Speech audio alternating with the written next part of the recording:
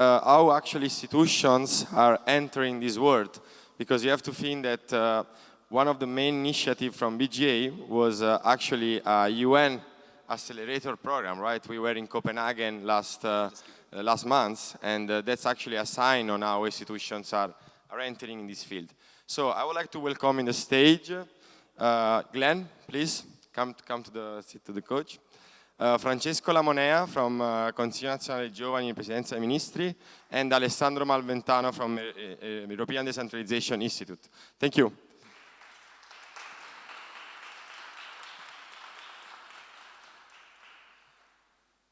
One second for the slide. It's pretty warm in this church, right?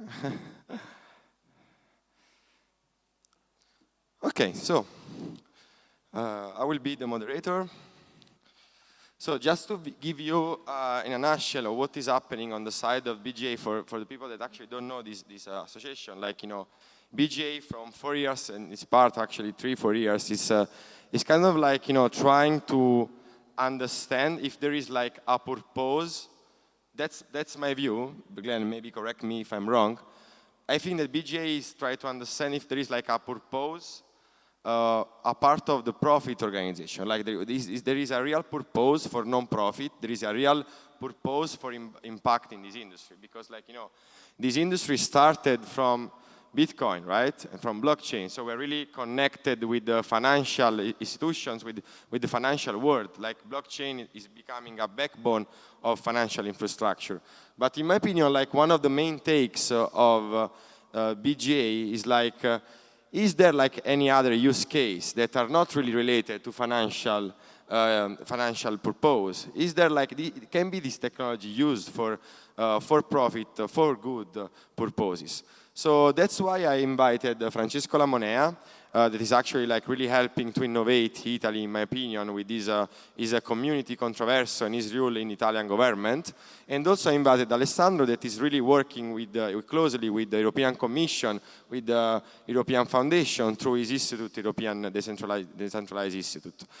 So the main goal of this panel is like how institutions are entering in this world, and actually it's like how we can be a little bit different from the main purpose that we always hear about this industry. Is there any insightful use case that is not just related to finance? Okay, so thank you everyone to be here. And mainly, like, I would like to start with you, Glenn, of course. So, like, you know, BGI tagline is purpose over profit. And yeah, I mean, like, it was founded by Bybit. We know it well, right? And now you reached the level of partnering with the UN, and you made such good projects in the cohort. Like, we saw so many impactful projects and good startups. So what do you think? I mean, like, how you can serve this narrative? How can actually sell this narrative of, like, you know, being impactful for good? What are the main metrics that you actually care as an association about these impactful actions? Like, what actually means for good? What actually means for impact for BGA? Okay, so that's a very interesting question, right, Gianluca? It's actually something that we have received a lot of, you know, questions by the industry, because it's very interesting. When you think about it, the Blockchain for Good Alliance is founded by Bybit, and globally, Bybit is the world's #2 crypto exchange. So sometimes people put 2 and 2 together and they're like, what the heck, that doesn't math out, it doesn't make sense. The world's #2 crypto exchange creating a non-profit that it wants to back, you know, blockchain for impact projects doesn't make sense. And it's not hidden that, of course, BGA is part of Bybit's overall ecosystem. So sometimes people think that, you know, there's a level of impact washing or greenwashing for these projects. Like, oh, what's in it for Bybit when they created BGA? So there's a little bit of sensitivity over there for sure. But of course, I won't tell you that blockchain for good is automatically genuine. What I will tell you is actually whether you can check how real it is in any different situations. 3 things that we can talk about. The first one, does anybody actually benefit who isn't already in crypto? If the only beneficiaries are actually just token holders, then it's not impact, it's just purely marketing. The second thing, would a project survive, you know, if, let's say, you remove the token? If the answer is no, the project will not survive, then that's why you realize that the impact was never really the point. And the last thing is anybody outside this blockchain industry willing to put their name on it?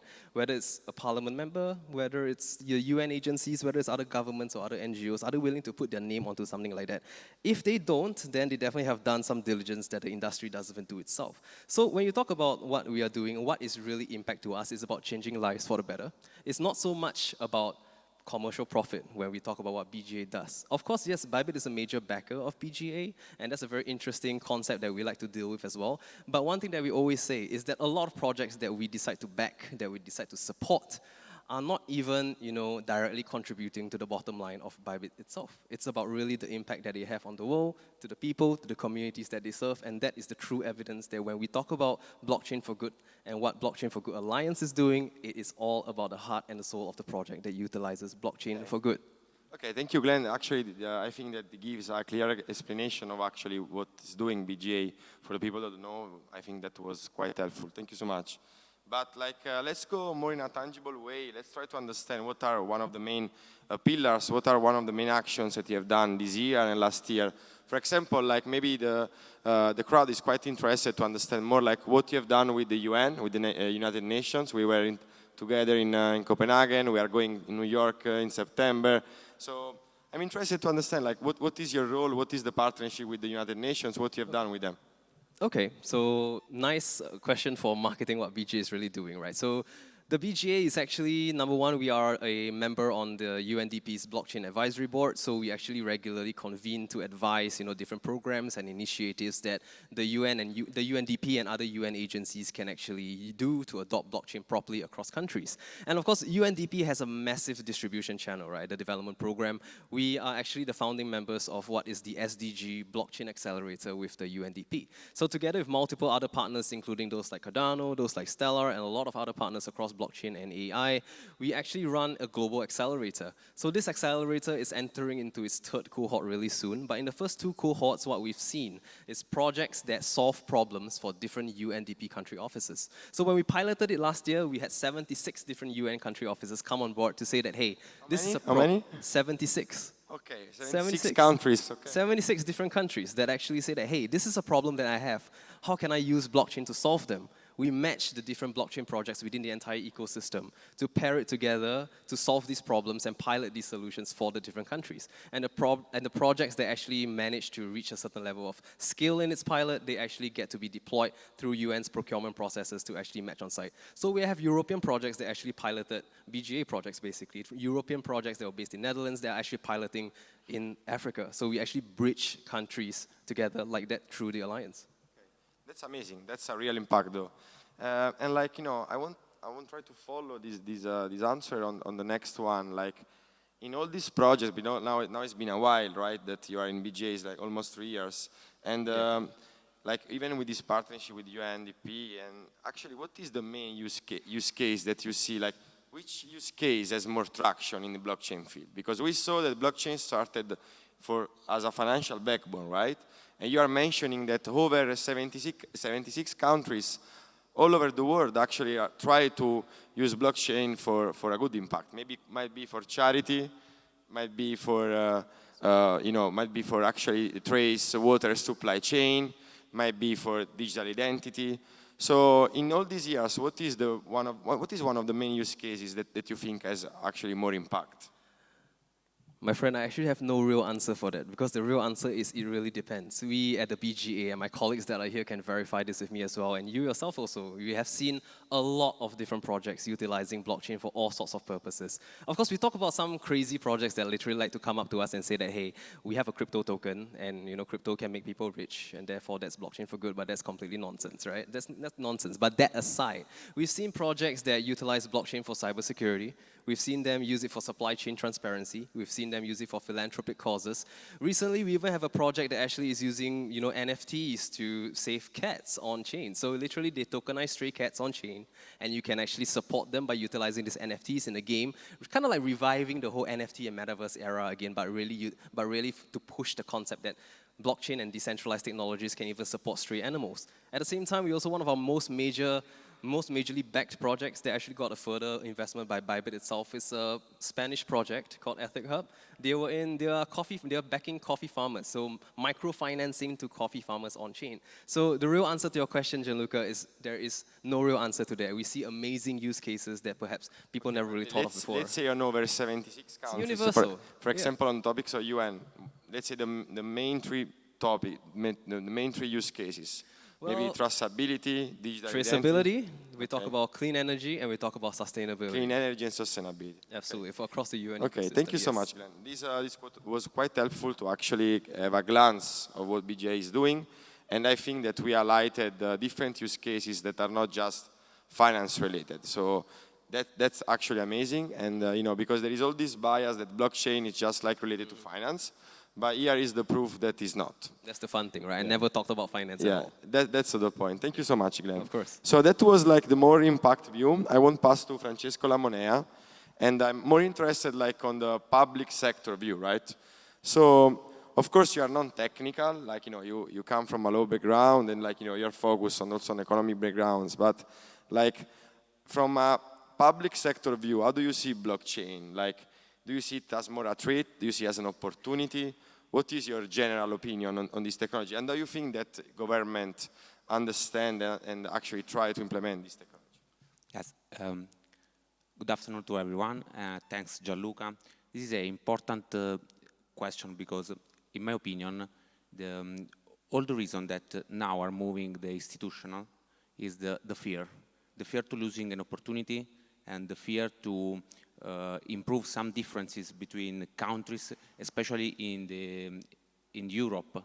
And the most fear of Europe is a social dumping and other kind of dumping based on a different way of see these opportunities, and also other fears that all the government inside Europe view the position of every national country is the fear of a disunion, a different normative between country that lives in Europe. This is one of the most critical point that Europe, for most politics, doesn't have a unique idea, but all countries are moving along, and especially in the new technologies. Also, we are looking for the bellic problems, and all the new technology like IA and also blockchain has an important impact on the geopolitical problems. Yeah. Yes. We are looking that in this period there is no more the past stabilities, and a differences point of view about the new technology can improve these differences between internal countries. Also, a few years ago, we can look at the establishment inside the position of polities in the world. We have two blocks, the America, China, and Europe is was neutral. The middle, yeah. Yes, in the middle. Today is a little bit different because the support of America is not power like in the past. And China is a new and important competitor on the all markets, especially new technologies. Blockchain, yes. And we have to make some policy, some shows about who we are. Europe, what is Europe? We are a federation. What we want to be.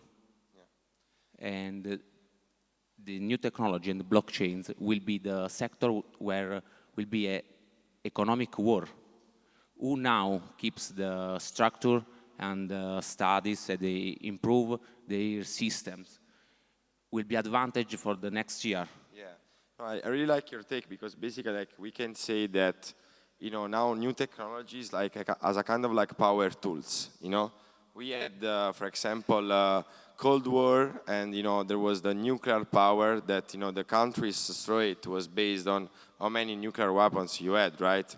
Now I think that the main power tools that actually is caring, separating, and differentiating countries is actually how much innovative you are as a country, as a region. So we can say that, for example, now the real war is kind of like in the AI field, right? Now, which country has the best AI model is quite like, winning on the race. And actually also on the side of blockchain, the country that has more innovative implementation of this technology is way more advanced against the others. And as Europe, I completely agree with you that we are still in the middle, and it's completely actually to center us. Also in terms of legislation, I think that we can say that maybe there we are like kind of like positioned better if you compared to US or to China. But of course, like it's still like seen as a threat. I agree with you. Like there are a lot of talks, there are a lot of implementations, but I think that after this, all this MiCAR implementation this year, that we had a lot of gray areas, we will see next year a more adoption scale, in my opinion. And maybe we can try to be competitive against other countries, at least in the blockchain field. In the AI field, I don't think so. It's quite. I also mentioned Arnold, another panel, to actually say that in the AI field it's quite hard to be competitive. But I think that in the blockchain field in Europe we still have something, because in my opinion, MiCAR and MiCAR in general is like a real complete law systems that can have a template to scale for startups. Of course, it's hard to implement because all the countries, all the companies that came in Europe, they were not prepared to this legislation. Centralized exchanges, decentralized protocols, they were not prepared. So I can see from public point of view that it's kind of like complex and is seen as a fear, as a threat, as you were saying. Yes. Also, another focus on is important is the normative system of the most European countries. We come from a civil system of law, and we have a power bureaucracy. Bureaucracy comes from two words. Bureaus, that is the table, and kratos is an ancient Greek word, is a power. And now we live in this system, and for the external country, this system is too much long, too complex, rich of differences, procedures. But we have a traditional of this system, and for us, this is a sort of guarantees. For example, for make a law, we make a lot of passages between Parliament, Senato, and other institutions. It's fragmented, like yes, the bureaucracy is fragmented. But this is a form of guarantees of democracy. Other countries have a faster system of making law. In the other country, the drafting is more fast. But when we work and when we draw the law, we do an important work of balance, because we believe that the imposed law isn't the best show.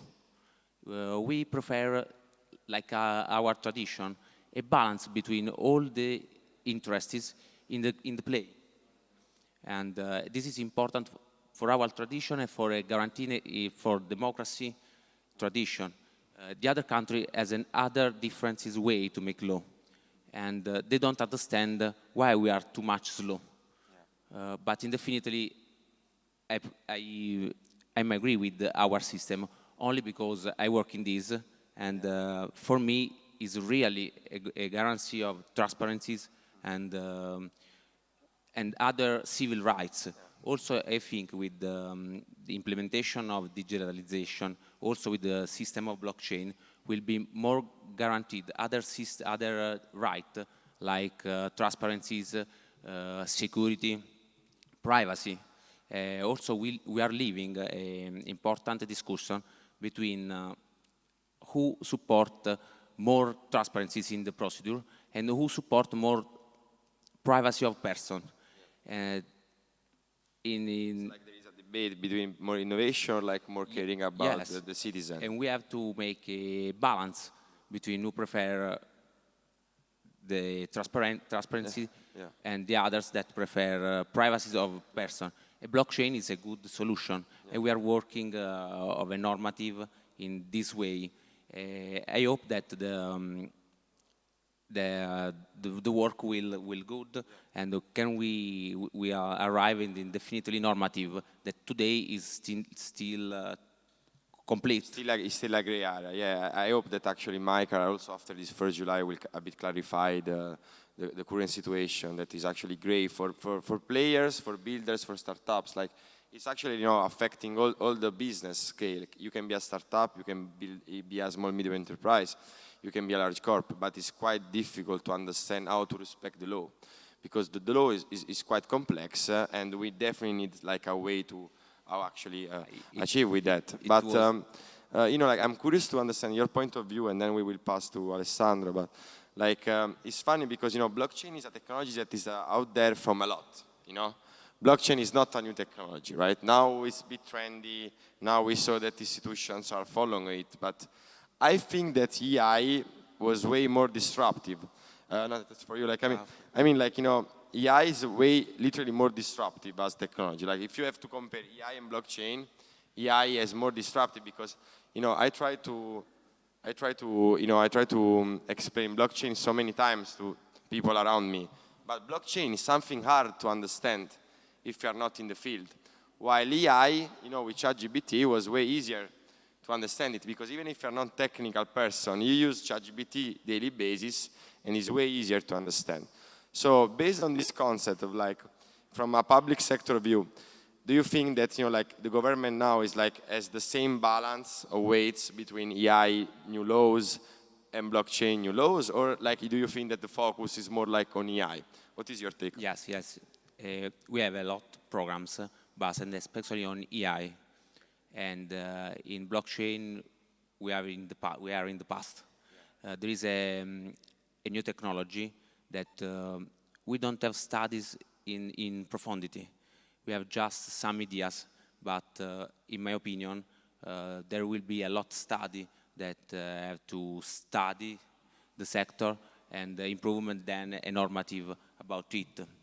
And this is because we want, before to make a law, we want know the sector. This is important. Still a bit unknown sector. If the AI sector is way easier to analyze and also to understand how can be legitimated, can be actually legal, on a specific point of view from both like the business side, the consumer trend sides. Blockchain is quite hard to define and how to work on laws on that. That's why Michael, it's already hold, as a legislation. Michael that went out doesn't cover so many topics that are related to Web3 world. That's just because I think that bureaucracy is so slow and innovation is so fast, right? It's just like a complex, different game. I think that another problem in the Italian public sector is that all the politicsmen speak every time a new changing, the young in the office, but we still have a problem that is the age of the public officer. Exactly. There is not a generational change. Like the general age of a member of the parliament is still over 60, I think, or 50, right? And that's why I like what you are doing with the Italian government and with your role, because you run with Consiglio Nazionale Giovani, like you represent the people of under 35 in Italian cabinet. You work closely with Meloni, you work closely with all the people of the parliament, also with Controverso, you are embracing this. So I really appreciate initiative as yours, and that's why I invited you in this panel. Thank you, Francesco, for your take. Thank you. Let's start. Let's start also now. We touched with Glenn like more on the impact view, with Francesco more on the public sector view. So we kind of like have a state of art of what actually is happening related to those topics, right? Now for you, Alessandro, like you are more like on the decentralization challenge, I guess, right? So like you are part of this decentralization institute. So to follow like the flow of this conversation, what do you think is the main blocker of institutions to embrace decentralization? Because of course, like we have institutions that are embracing AI, we have institutions that are embracing blockchain, but decentralization is something different, right? So do you see that institutions are going to embrace decentralization, or just maybe blockchain on a DLT scheme, right, on a permissioned scheme? What are maybe, can you make an example of one of the best projects you see around the Institute or with your relation with the Ethereum Foundation and with the European Commission? What is your take? Like the blockchain technology is implemented in the institutional side more as a decentralized structure or more a permissioned structure with a DLT scheme? Well, thank you for the question, and by the way, great insights before, guys. Thank you for sharing that with all of us. I think it's really political choice, because even AI and even blockchain and any kind of technology can be more or less decentralized depending how you design it, right? So it's very a political choice, and institutions there, they need to have a political will or political push to go toward decentralized solutions. That's it. And they need to see the value. So forget about the technology. Let's think about the real, technology is there, and there are so many great solutions. We say that a lot of things happen at bottom up and so on. But when we talk about decentralization, right, it's really a more political, let's say, aspect. So what's the value of decentralization? And what is your opinion around, like, that you work closely with the European Commission? Like, what is your opinion, how they see this decentralization value? They see the value. I mean, they see the value because there is the MiCAR, right? But they made the MiCAR more to stop and to avoid fraud or whatever, or they made MiCAR to help the regulator? Like, what is the actual... all institutions, all governments, all enterprises are hierarchical, centralized organizations. Since thousands of years of our human civilization history. It's been always like this. So bringing decentralized solutions, it's not easy. It's hard, and it goes against the real nature of these organizations many times, honestly. But if they see the value, for example, right now, you mentioned the geopolitical landscape. I mean, we are quite clearly in a from an international relations point of view, in a multipolar world, where you have different center of powers. So resiliency, it's a key point. And decentralized solutions avoid unique point of failure, right? You see Ethereum as the world computer, but even internet and the World Wide Web, it's actually decentralized solutions. Well, the governance of it is very American-led, but anyway, it's Ethereum. It is Ethereum kind of nodes decentralized. Or an AWS, like so. Like, like from a technical point of view, like I love decentralization narrative. Yeah. But also we have to say that like there are kind of limits in technology because, as you say, like web worldwide is decentralized, but then you see the servers are like on a few ends. Yeah, but the infrastructure, let's say the World Wide Web was developed in Europe, in Switzerland, and it was not commercial. Then it was commercially captured by US big tech, but it was not a commercial solution. It was in the distribution. Distribution of knowledge, information. That's internet. Blockchain brings in the trust on the digital world. So that's its distribution of value. Because when you have trust, that's why Bitcoin, right? And everything else. When you have trust, that's has some value.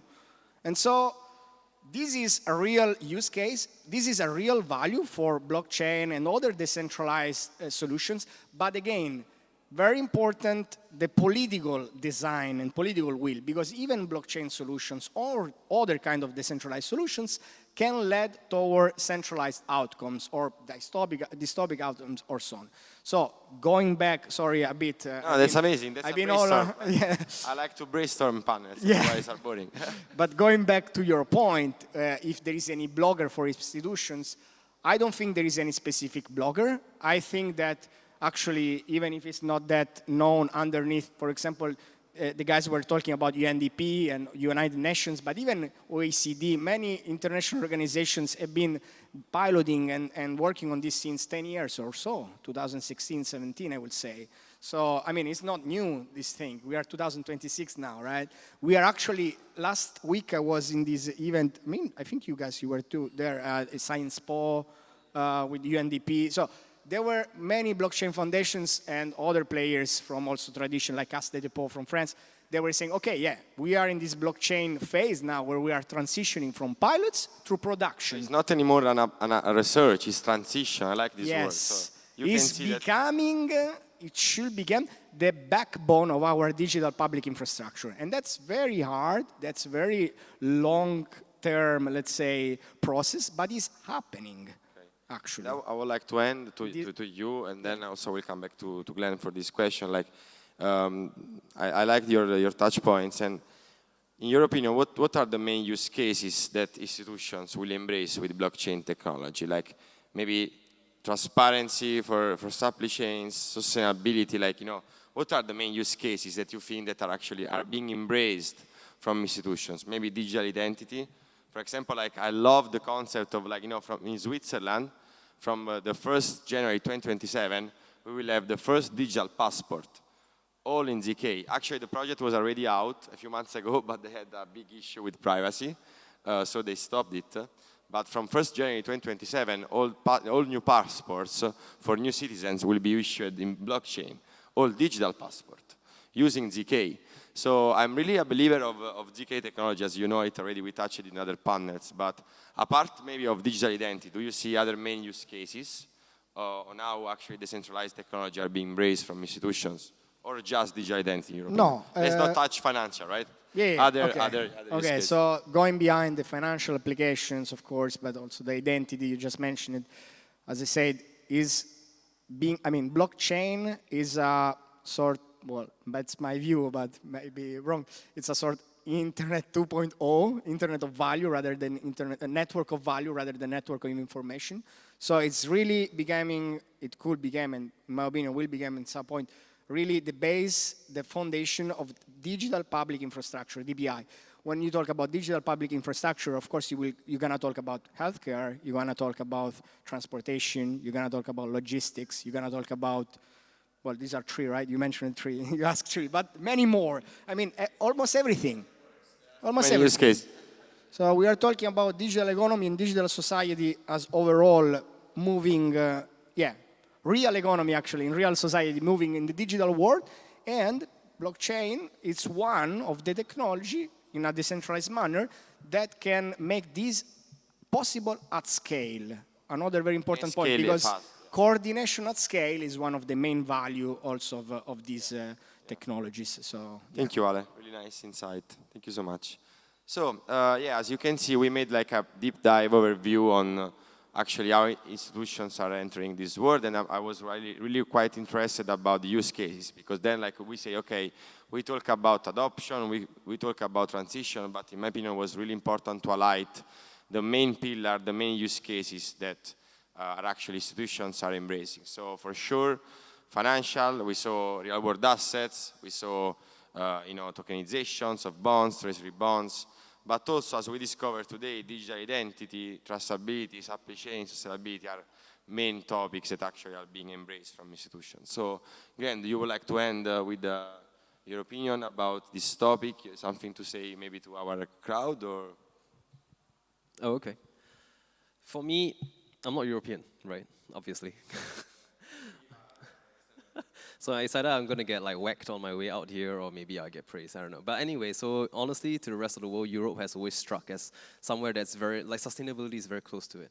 A lot of the culture that's really well preserved always goes onto sustainability of the world, the environment, and I believe that in that aspect we see a lot of projects that come from Europe that are actually embracing this, how to save the world. One of our major projects right now is a project called Plastics that comes from Europe. Yeah, you know the guys as well.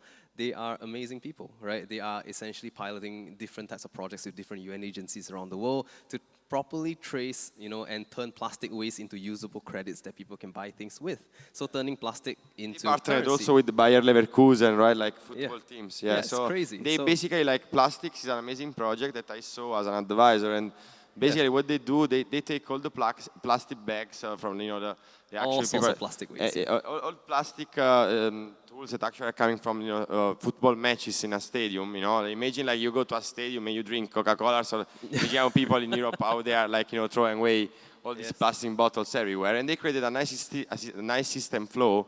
They flow the plastics, they take all the plastic and they actually recycle the plastic and create systems that more you recycle, more you earn, and then you can spend these credits again, maybe to win a free ticket to your team and so on.